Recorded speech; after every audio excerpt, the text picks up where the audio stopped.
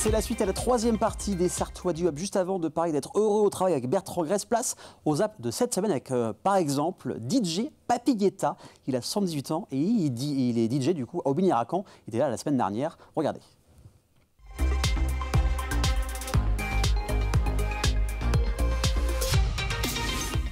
Allez Aubigny-Racan, Papy Guetta avec vous. Allez on y va. Hey. Tout le monde m'appelle Papy Guetta. J'ai 78 ans et je suis DJ. Papy Guetta, c'est vous? Ouais, salut. On est une petite famille, même une grande famille, que ce soit les bénévoles, les gens qui entourent le club, et puis nous les joueurs. Ça a été une saison magnifique, que ce soit en Coupe de France et en championnat. Et voilà, on a réussi à remettre le club où il doit être, c'est-à-dire en Ligue 2, et j'espère le plus haut possible. Je suis à la troisième édition du Haru Japan et je vous emmène avec moi. On peut dire la tête, mon envergure elle est plus grande. Est-ce que vous connaissez ce modèle? Parce que j'ai jamais vu.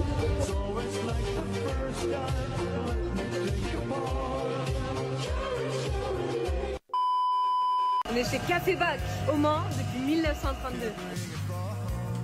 Là, le café, il est fait à combien de temps à peu près la torréfaction? Entre 15 et 20 minutes en fonction des broches et de la quantité qu'on met dedans. Ça s'appelle un refroidisseur. En fait, ça aspire l'air froid et ça permet que les grains refroidissent en 4 minutes top chrono.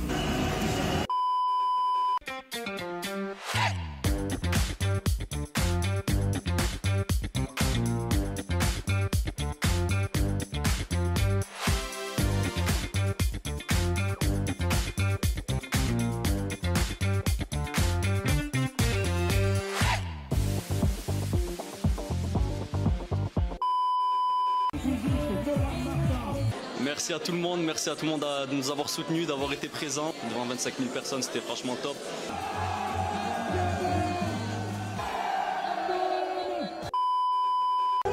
Allez, chauffe Marcel. Allez, on y va. Hop.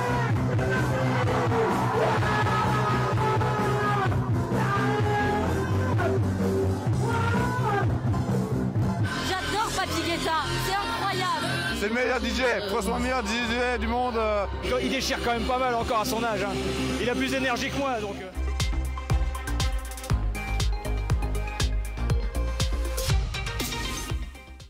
Après Papy Guetta, quelqu'un de beaucoup plus jeune, vous allez voir, on va parler du fait d'être heureux au travail. On en parle maintenant.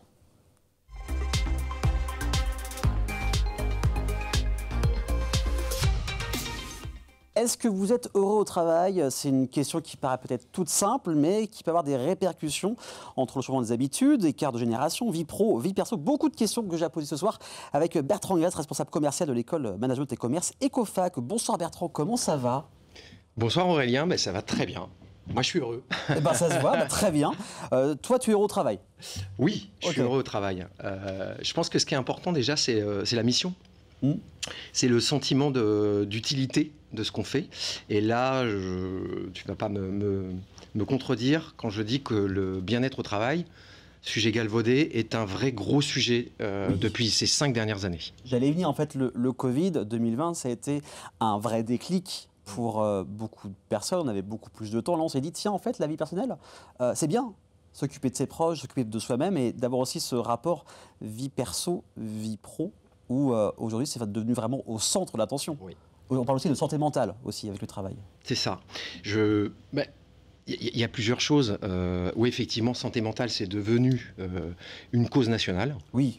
On a, je le dis, j'en profite, des événements au mois de juin, plusieurs, dont une semaine de la QVT, la QVCT pour être précis, les conditions de vie et de qualité au travail et de conditions de travail, pardon.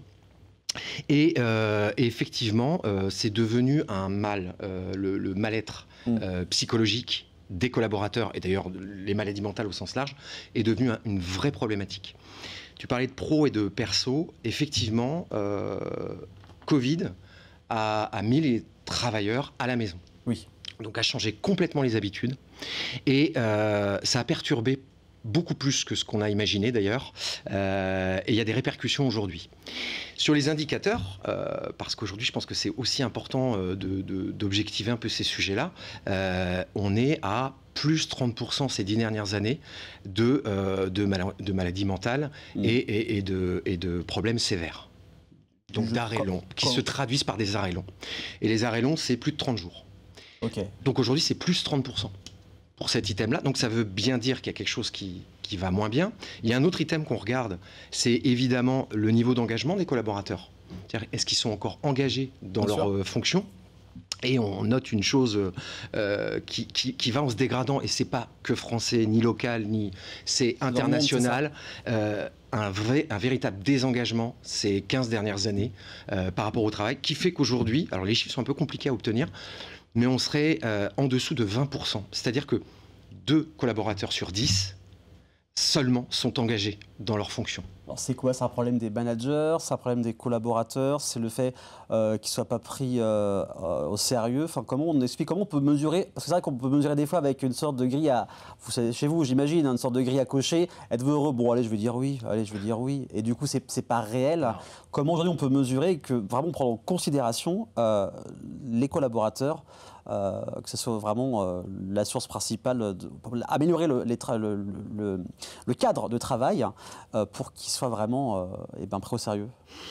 Je pense que c'est important ce que tu dis là, puisque avec cette recrudescence de maladies mentales au travail, de burn-out et d'arrêt long, évidemment des questions se sont posées et les entreprises se sont positionnées sur des outils qui à l'époque sont sortis un petit peu rapidement, des questionnaires en fait, des formes de sondage qui venaient un petit peu comme ça ponctuellement demander aux collaborateurs s'ils sont bien, s'ils sont pas bien. Mais tout ça, c'est pas vraiment l'attendu des collaborateurs. L'attendu des collaborateurs aujourd'hui, c'est d'être écouté et pas entendu. Oui, voilà. Donc un questionnaire, c'est bien, mais justement, on veut aller plus loin. Et pour aller plus loin, il faut aller dans tous les sujets, tous les items du travail. Et pas nécessairement que la satisfaction. Oui, évidemment. Le collaborateur n'est pas un client comme les autres. C'est une personne qui va avoir besoin d'un cadre. D'ailleurs, c'est légal ce que je dis là. Un cadre sain et en sécurité. Donc les risques psychosociaux sont des vrais sujets pour les entreprises. Et ces risques-là, quel est le problème aujourd'hui? C'est le fait qu'on se soit habitué au télétravail, c'est le fait de ne pas être pris en considération. Aujourd'hui, c'est quoi le problème? Pas une augmentation de salaire, enfin ça peut être augmentation de salaire, avantages sociaux, c'est vrai que tout bête, mais des fois juste le ticket restaurant, c'est un truc tout bête, hein. Mais aujourd'hui ça peut permettre d'avoir un pouvoir d'achat encore plus important.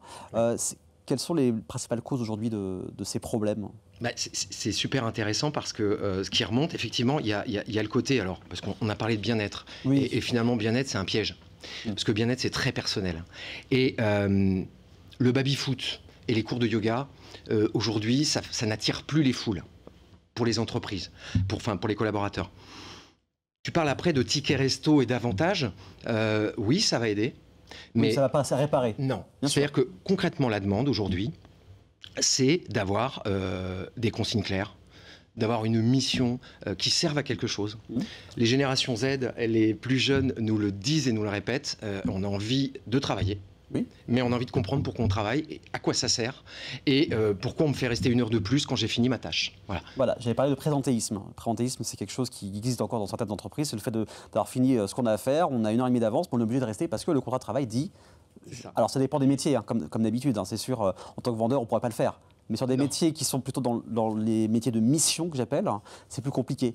Et aujourd'hui, comment on peut faire pour que la génération qui arrive est déjà appliquée, mais comprend pourquoi elle travaille, comment les patrons, les managers arrivent à s'adapter aussi à ce changement de mœurs, pas uniquement sur la nouvelle génération, hein, sur aussi beaucoup d'autres personnes, hein, ça peut être la mienne ou celle au-dessus de moi. Et la mienne, je ne suis pas aussi vieux que Papy Guetta, mais... Non, pas aussi, hein, pas à 80 ans. Mais effectivement, je suis concerné aussi directement.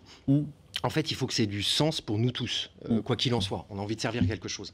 Et aujourd'hui, comment concrètement en fait aider dans cette affaire-là? D'abord par des outils de mesure qui soient précis et qui permettent réellement de savoir quel est l'item dans l'entreprise qui pose un souci. Alors, encore une fois, les tickets resto, ça vient très rarement au devant de la scène. C'est vraiment des vrais sujets opérationnels qui sont liés à la vie avec le manager. 70% des collaborateurs interrogés estiment qu'ils restent dans l'entreprise ou ils partent de l'entreprise à cause du manager.